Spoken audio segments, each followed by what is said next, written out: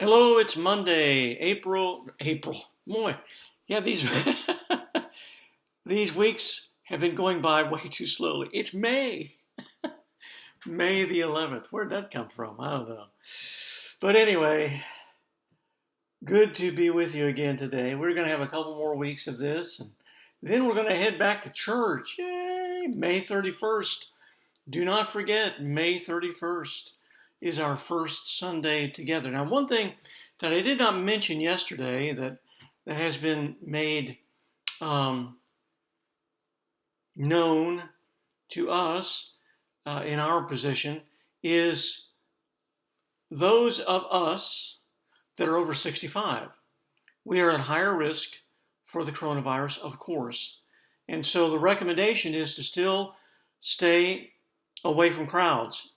So I'm not going to follow that because I'm going to be there, obviously. Still going to be careful. And so what I'm asking you to do, of course, you need to wear a mask. But if you're over 65 and you don't feel comfortable about being at church for over the next month or so, then please don't come. What we're going to try to do, we'll find out after the first week if it works or not, because we do not have any equipment and that sort of thing. But we will try to videotape the sermon so while we're doing it at church, and then put it up online on Sunday afternoon if it works. And that way we can do something. If it doesn't, we'll try something else the next week and see how that goes. But I just want to make all of my 65 plus year friends aware of that. I want you safe. That's our first concern. We want you safe, and if you do not want to be out among the crowd, I do think that our crowds will not be large. I do think that we'll be able to socially distance correctly, and I do think if you have a mask, that certainly helps a lot. But at the same time, they're not recommending, because of your vulnerability, higher vulnerability, to be out and about so quickly. So I'm saying all that to say this. It's up to you. I'm going to be there. I'm 68. I will be there. But I will be taking precautions as is needed. Masks, sanitizing hands, all that sort of thing. And can we prevent it 100%? No, we cannot. And that's one of the things I think we're going to have to live with, but also be smart with. And so I put it on you. If you want to be there, please be there. If you don't want to be there, please don't come. It's not a problem. It's going to get better, obviously, the longer that as we continue to do the right kinds of things, and the levels of contagion is going to go down the longer this goes on. Will there be spikes? Yeah, that's entirely possible. Will it be a second infection? Yeah, maybe. We're just going to keep our nose glued to the TV and find out what's going on. I will try to be as factual and as quick as I can in talking to you. Some of you said, hey, I'd like to continue doing something like this after we get back into our normal services. I will do that. I will do at least once a week. We'll do something. It may be a review or a further talking about the sermon, some other things that I didn't add in. Maybe something totally different. Wednesday nights, when we cannot meet during worship time, or during the month of June, rather, and then I will have Bible study online, as I have done.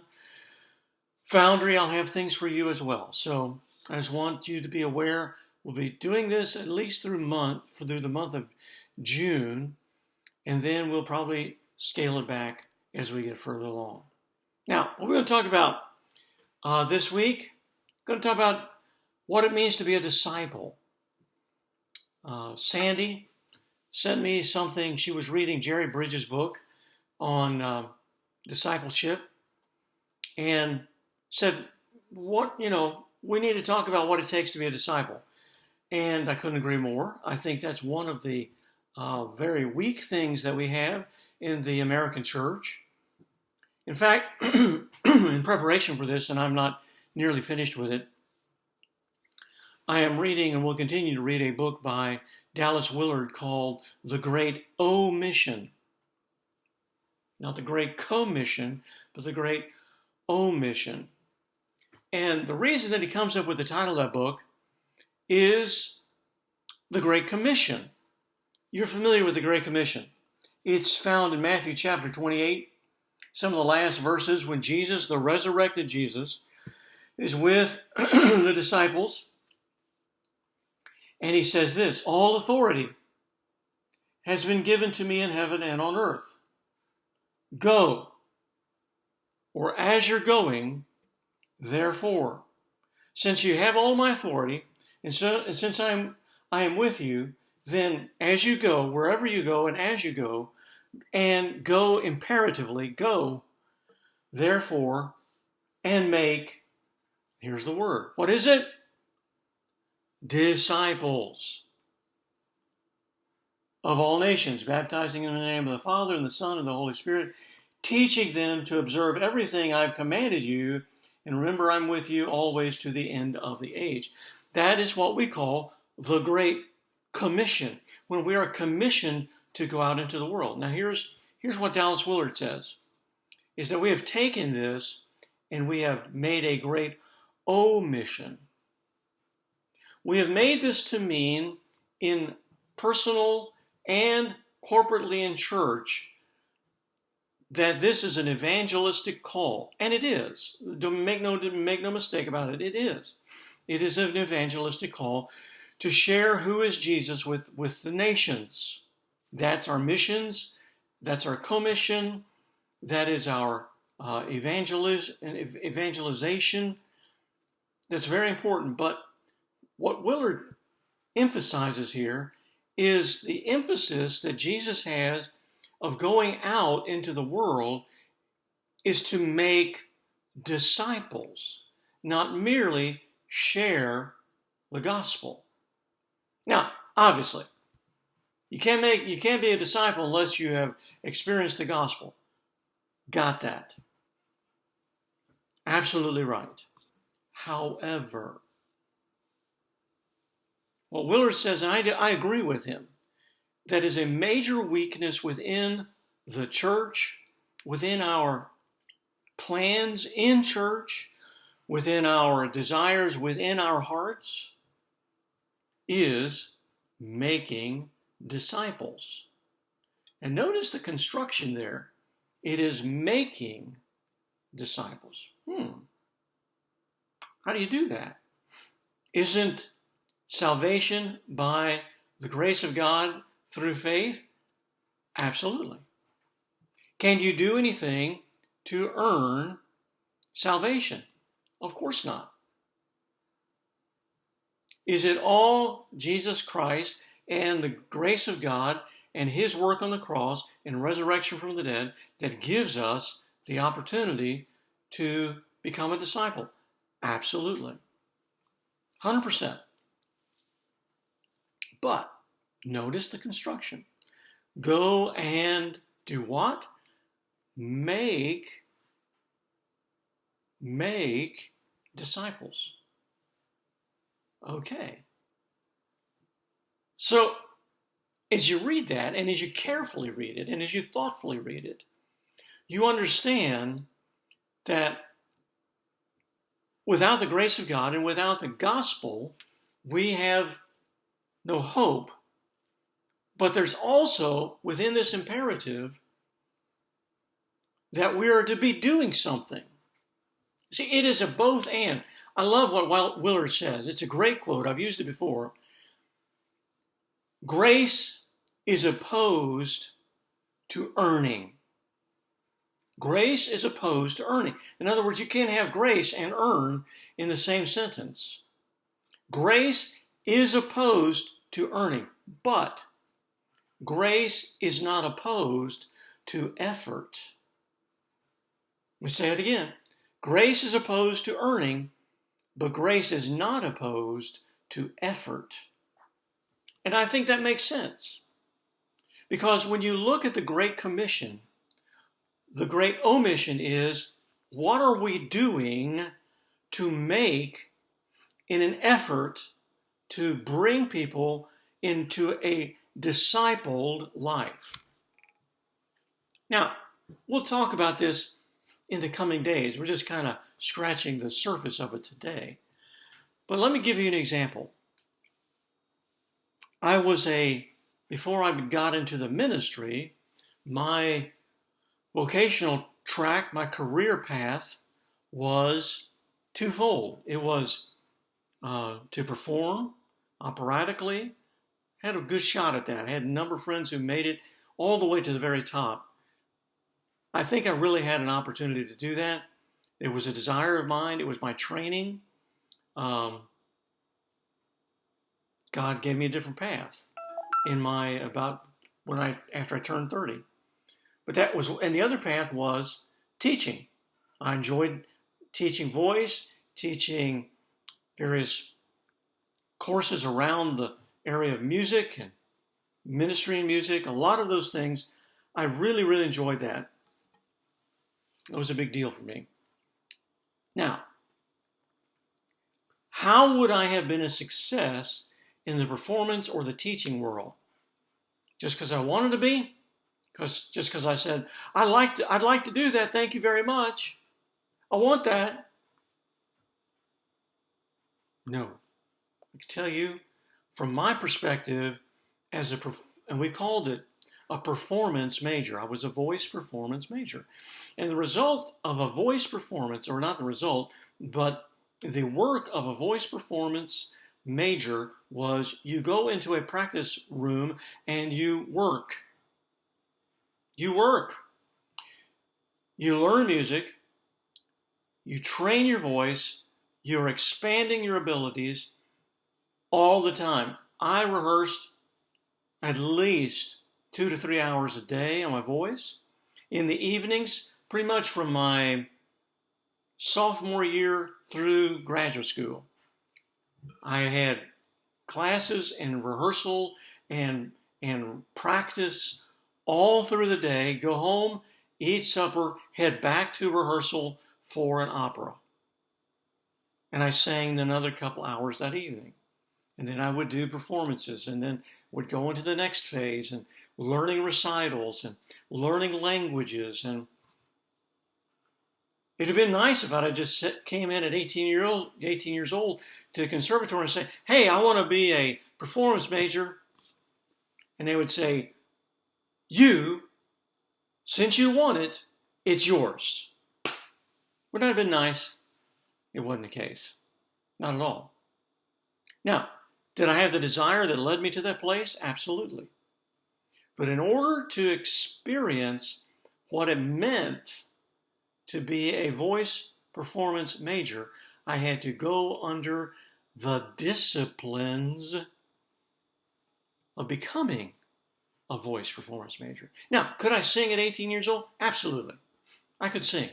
That's how I got into the place. I could sing. Could I sing great? Well, that's another thing. I could sing okay. As an 18-year-old, not knowing a whole lot, I thought I was pretty hot stuff. It took me about a week to realize I was not hot stuff. I was not very good in comparison to those who are older, who have been through the disciplines of rehearsal, of learning languages, of learning how to turn a phrase, of how to control your breath, of how to expand a phrase and bring it down, and all of those things that are not natural. Guys, they're not natural. Some of you remember back when you were a kid and you had piano lessons, or you had violin lessons, or some other instrument. And one of the things that you liked to do was to play the piano or your instrument, but the thing that you didn't like to do was to practice 8 hours a week. Right? And your mother or your father would say, get in there and practice. I'm not paying for this lesson for you to do nothing. And you get in there and blah, blah, blah. However, like my wife, she saw the necessity of playing and practicing and doing all those arpeggios, all those scales. She saw that, and she experienced the joy of it, and the result was she plays just a little better than me. Can I play the piano? Yes, I can. Well, no, not at all. Did I take lessons? Yes, I did. Did I work hard? Not at all. I got enough to get by. Can I be honest with you? I did enough to get by. And I can do some things. But not much. Why? Because I was not disciplined. Now, here's the thing. When it comes to discipleship, grace is opposed to earning, but grace is not opposed to effort. There must be an effort on your part, and as we in the church, we have opportunities to get you involved, but it really is going to be on you. It is your effort that will determine what level of discipleship you will experience. Are you saved? You've experienced salvation? You know you are. That's good. You're there. Does God love you? Sure, He loves you. Are you going to heaven when you die? Well, if you have accepted at a heart level the gracious gift of God, you repented of your sins and received the gift of eternal life, then yes, you're on your way to heaven. I don't doubt about that. But what difference is it making in your life now? What are your attitudes? What are your actions? What are your hopes? What are your joys? What is your career path, you might say? If your career path is to be a disciple, then your life is going to be shaped much differently than if you just simply say, I'm good to go. Because you see, a disciple carries with it the idea that you are being shaped by someone to become something that you would not, in your own nature, actually experience. I'll give you a definition, better one than that tomorrow. Just kind of off the top of my head and a couple of verses. In fact, let me give you one more verse, and then we'll close. Tomorrow we'll get into a little bit more of this. Excuse me. It's in chapter 2 of John. To me, it's a very fascinating verse. Jesus is early in his ministry. He has just done the water into wine in chapter 2. He's just cleansed the temple. He's thrown out about all of those that were dishonoring that, and he's becoming a big deal in the eyes of many people. And a lot of people really think, wow, Jesus, this is great. This is Messiah. Here's what it says, verse 23. While he, Jesus, was in Jerusalem during the Passover festival, many believed in his name when they saw the signs he was doing. Did you see that? Many believed. They said, wow, this has got to be the Messiah, right? We've seen his signs. We've seen his miracles. It's got to be him. Jesus should have said, well, that's great, fellas. Come on, join me. We're going to have a great time. Come on and be with me. They believed in his name. Listen to this next verse. Jesus, however, would not entrust himself to them, since he knew them all, and because he did not need anyone to testify about a man. Now here's the verse. For he himself knew what was in a man. He knew what was in the heart of man. What is in the heart of man? I'll believe you as long as it gets me something. As long as it doesn't cost me a whole lot. I will love you. I think you're great. I will believe in you because you've done wonderful things. I remember the first couple lessons, I thought, man, I'm going to just sing great. Then I looked back at a year or 2 or 3 or 5 years later. I said, at that time, I didn't have a clue what I was doing, but I thought I was something special. My teacher knew that. She knew what was in the throat of Larry that needed to be expanded and grow. So she did not say, well, here, you do this great aria, because there's no way you could do it. Not now. But 5 years from now, you keep doing what I ask you to do.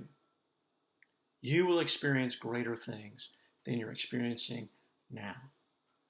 And my trust for her, in her, my work, my discipling, helped to form in me a different kind of singer.